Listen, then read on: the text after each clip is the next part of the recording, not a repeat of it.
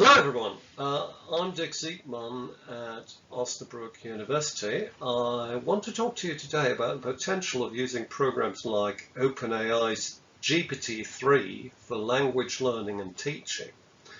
I'm also going to take you through a learning sequence that combines the use of Chat-GTP with two other tools in a way that I think will promote optimal learning both for self-learners and for language classes. Now, while there are certainly valid concerns about the impact of AI on employment and the spread of fake news, I firmly believe that these programs have the potential to greatly benefit language learning. In particular, I see a lot of potential for AI to serve as a human-like language learning tool, particularly for second language learners. But it's important to be cautious, of course, and consider the history of technology adoption in language education and its successes and failures. In the past, we've seen many technologies that have largely failed to replace human teachers, but I think that Chat-GPT and similar programs may be a tipping point, a turning point in this regard.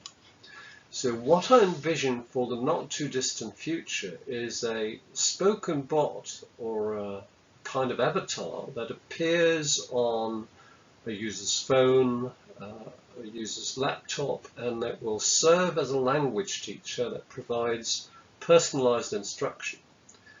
And this kind of AI could potentially replace most traditional language teaching materials and methods, and if it is combined with additional materials, it could take language teaching to a whole new level. But we're not quite there yet, and for the time being, we'll have to make do with a combination of tools that will help you speed up the learning process. And that's what I'm going to illustrate in this video. So let me start by giving you a brief outline of the approach I'm going to use, the various steps we'll go through. This is the traditional PPP approach that was used in early communicative language teaching. It's still being used today though. What does PPP mean? PPP stands for present, practice, produce. So this approach first takes a bit of language, explains it to students, explains new grammar points, new vocabulary to students. They then practice this, and at the end of a session they produce new language, they produce something creative on the basis of what's been introduced. So that's a PPP approach. And what I'm going to present here can be done in class, but it can also be used for self-learning. So the 12 steps that I suggest here are: first, choose a video on Youglish. I'll show you what Youglish is in a minute. Then copy the subtitles of that video, which are particularly good on Youglish, as we'll see in a moment, better than on YouTube. Translate these subtitles using DeepL. We'll see what we're going to use that translation for at a later stage. Then the fourth step, you ask Chat-GPT to explain the new vocabulary to you. You paste the text into Chat-GPT, ask it to explain the new vocabulary to you, or alternatively, you could also take a preliminary step and use a tool like LexTutor to select the vocabulary worth learning based on particular frequency bands. So the question you're asking is, which vocabulary is worth learning here? Which is the vocabulary that's perhaps still among the, say you're learning French, for 3,000 most frequent words in French, and I don't want to go beyond that frequency band yet. I don't want words that are perhaps only in a higher frequency band among the, say, 50,000 most frequent words in French, and they're placed right at the bottom of those 50,000. So that's an intermediate step, you might say, and you can then go on to create a list of words and phrases in Chat-GPT with translations that will allow you to memorize new vocabulary. You can then go on to ask, in step 5, ask Chat-GPT to devise exercises that allow you to practice the key vocabulary. And in step 6, to come up with comprehension questions for your text. The next stage is the actual presentation phase. The first 6 steps are just preparation, and you now come to the actual presentation phase where you watch the video without the subtitles at normal speed and try to understand it. And if on first listening you don't understand everything, you listen again at a slower speed. In step 8, you try to answer the comprehension questions produced by ChatGPT. If you can't answer them, just listen again. Next step, step 9, put the text, the subtitles that is, and its translation side by side, for instance in a word table, and read the text, and if there's anything you still don't understand, look at the translation, which you produced in step 3, the DeepL translation, that will help you understand the text fully. Then move on to 11 and ask ChatGPT to come up with an exercise based on the text and all the vocabulary of the text. Then try to write a text of your own that comments on the original text, imitates the original text, and the last step is again to use ChatGPT to have your output corrected. Let's look at this in detail.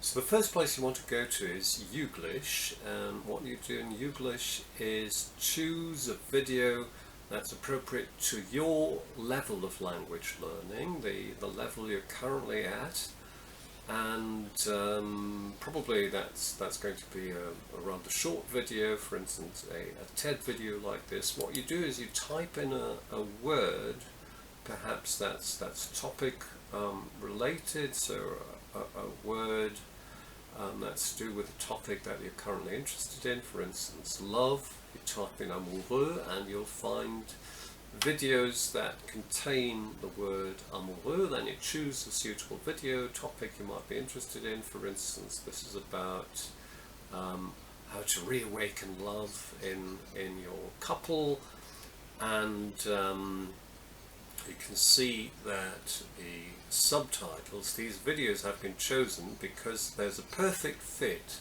between the subtitles and the video itself. So subtitles are more or less perfect, and what you can do now is copy these subtitles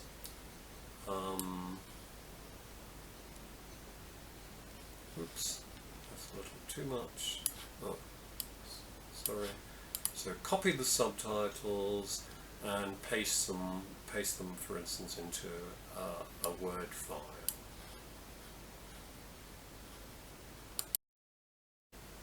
Of course, you might not want to watch the entire video, so in this case I've just copied the beginning part of the subtitles into the Word file. As you can see here, it might just be overwhelming to watch an entire video, depending again on where you're at in your language learning career. So I've just copied a small excerpt from the subtitles into a Word file, and now I'm going to translate this using DeepL. I'm not going to look at the text yet.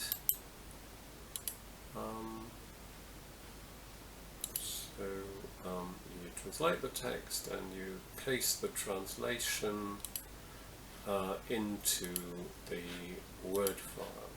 Seems to be a problem here, so I'll go back, copy the text, try to paste it into, yes, into DeepL again, and this is what you get, the result, and we copy it back into the Word file.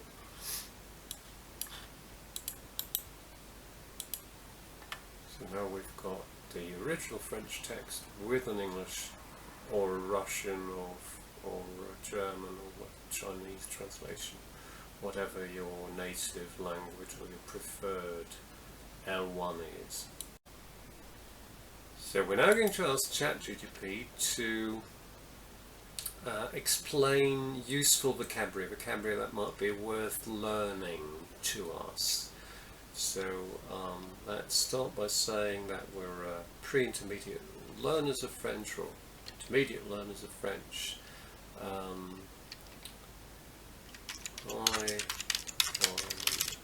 intermediate learner of French. Can you help me with the following text? I'd like to I'd like you to pick out words that might be worth learning for me, and all that I might not know yet. Okay, let's paste in our text from the Word file.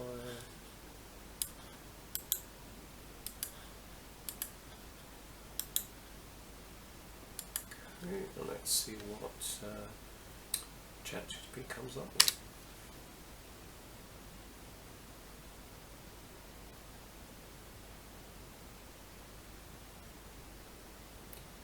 And as you can see, he provides us with the English translate. I'm saying he, could also be she, it. You're already assuming that this is a human you're talking to. So it provides us with the translations of useful words here.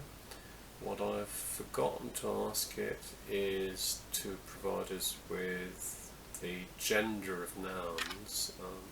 I could have asked for that as well. But here we've got a fair list of words, and these you can now select the words that you might not know yet, and you could also ask it to explain these words. So for instance, let's take the first 6 or 7 words here, and we'll ask it to, can you explain the following words? Or since we've already translated them, we might not need an explanation, so we could also ask, can you provide example sentences in French for the following words from our text?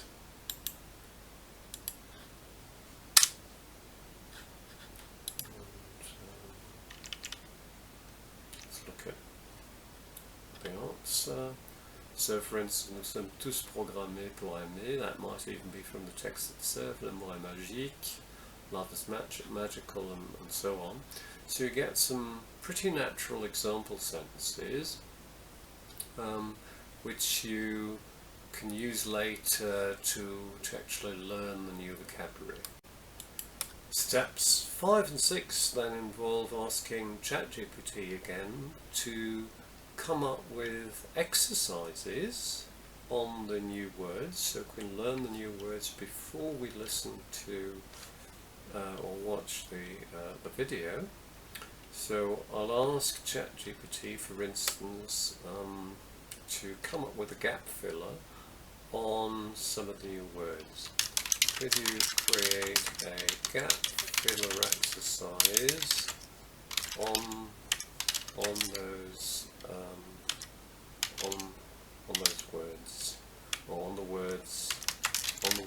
you've just provided examples for. Let's see what it comes up with.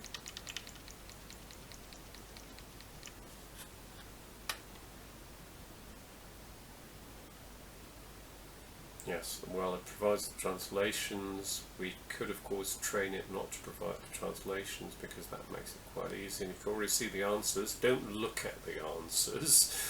So just copy the questions and then later go back to the exercise and try to solve it. Next step will be, could you come up with a number of comprehension questions on the text I provided above. I hope it remembers the text. Sure, here's some comprehension questions. Yes, they should be in French, of course. I forgot to say that. So, could you come up with could you translate these questions? Translate the questions into French, please. Let's be polite. Sure, here the comprehension questions translated into French. Selon le texte, que sommes-nous tous programmés pour faire? Perhaps not totally idiomatic, but it's okay for intermediate learners. Qu'est-ce qui est nécessaire pour la reproduction de l'espèce? Sounds okay as well. Okay, so we can see that Chat-GPT will help us devise both exercises and questions that will help us understand the text and practice our French.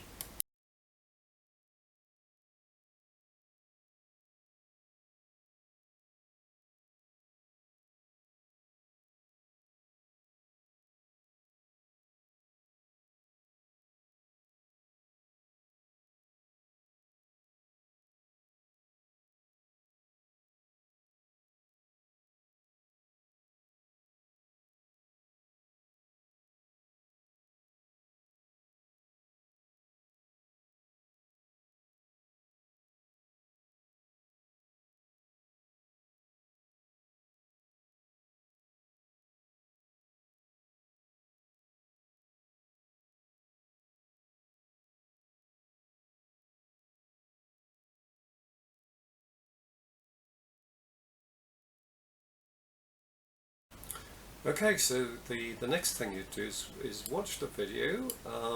Try not to look at the subtitles. You could also watch it on YouTube, but it's probably easier to stay on Youglish.com. So I'll pretend I'm doing this now.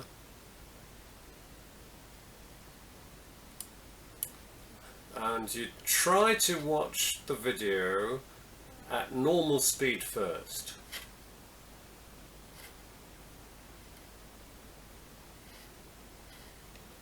Without the subtitles.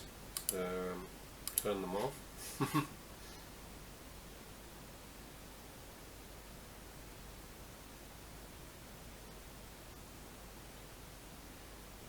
Okay, if you're finding this difficult, you can slow down the audio speed.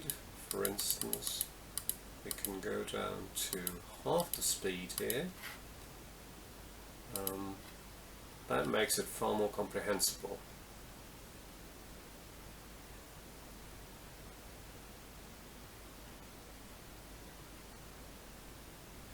So you can listen to it over and over again until you've fully understood the video without looking at the subtitles, and if you still don't get it, of course, you can also look at the subtitles while watching it. So once you're satisfied that you've more or less fully understood the text, you can move on to the comprehension questions that Chat-GPT has produced for you. So let's see if we can answer the first question, for instance. Selon le texte, que sommes-nous tous programmés pour faire? I'll tell ChatGTP that I'll try to answer. The first question in French. Please let me know whether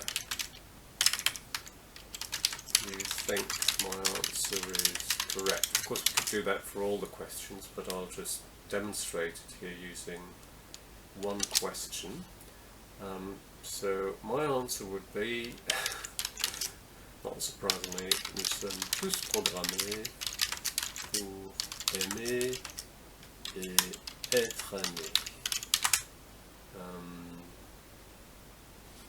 Let's see whether this is correct or what how Chat-GTP would assess this answer. Yes, your answer is correct. Well done. So we can see that not only can Chat-GTP ask questions, it can also evaluate our answers. Steps 9 and 10 are quite simple, so you've already put the text and its translation side by side. If you haven't done that, you can do it now. You can use Word for that, for instance. And then you read the text, either while watching the video again or to practice your own reading, your own pronunciation. You can do it bit by bit, for instance. And if there's anything you still don't understand, you can look at the translation that DeepL has produced. For the final two steps, we go back to ChatGPT and ask it to come up with an exercise. That exercise should ask you to produce your own text on the basis of the text that you've been listening to, or produce something of your own that's related to the text. So we could ask ChatGTP for an essay task, for instance. Could you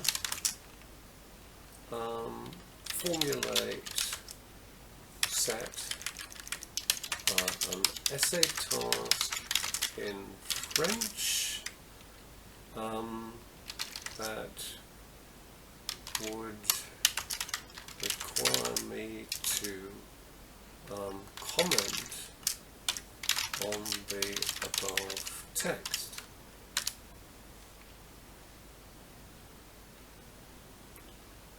And not surprisingly, it comes up with an idea. On est tous programmés pour aimer et être aimés, c'est en nous, c'est notre programmation génétique nécessaire à la reproduction de l'espèce. C'est quite long. Mais l'amour est magique. Pour que cette magie opère, il faut réunir certaines conditions, être souvent en bloc, c'est que les émotions sans savoir. Pourtant, on est tous capables de trouver l'amour en 3 mois. Alors, je voudrais dire deux choses. Premièrement, I think that's a misunderstanding on the part of ChatGTP. What it's doing here is it's writing an essay. This could be interesting as well, of course. It's providing us with an example of a simple French essay, but it's not really what we asked it for. So I think we'll try again after it's finished. This is turning into quite a long text. Let's try again. Thank you, but that's not quite what I wanted you to do. Could you please ask me an essay question that I need to answer? Let's see.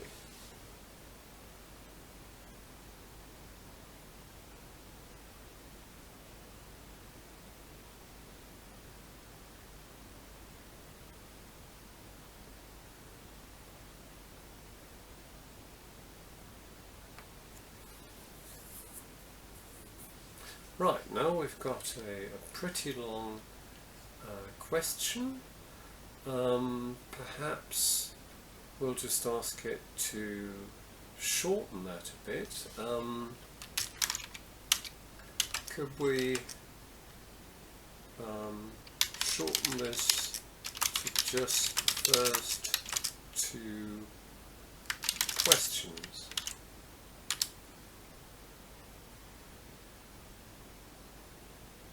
On va être magique. Pourquoi? Qu'est-ce qui est nécessaire pour que cette magie opère? Okay, I think that will be quite sufficient, and we could try and answer these two questions. So let's say I've produced the following text. Here's my answer,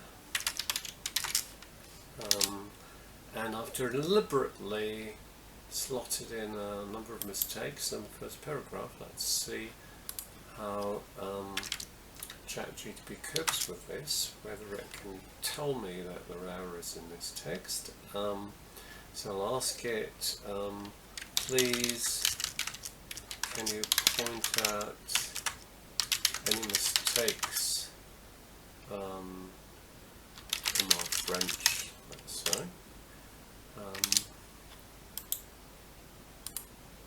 Of course, it doesn't know that the mistakes are deliberate.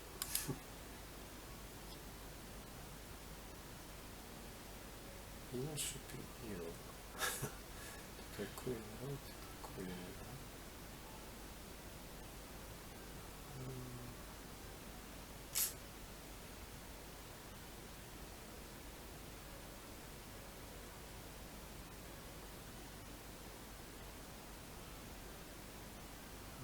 That's a bit unfortunate now, because it points out errors that are not really errors.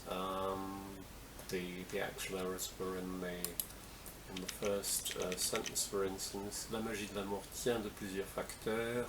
This needs to be tient à plusieurs facteurs, stems from or arises from several factors. Then there's a plural here, that should be singular, of course. C'est un sentiment qui ne s'explique pas. And there's no agreement between this adjective surprenant and the feminine noun manière. But of course, what I've provided is a rather advanced text, and it will probably be able to correct simple errors. So let's check this. If I'd said something like, is this sentence correct? L'amour est surprenante.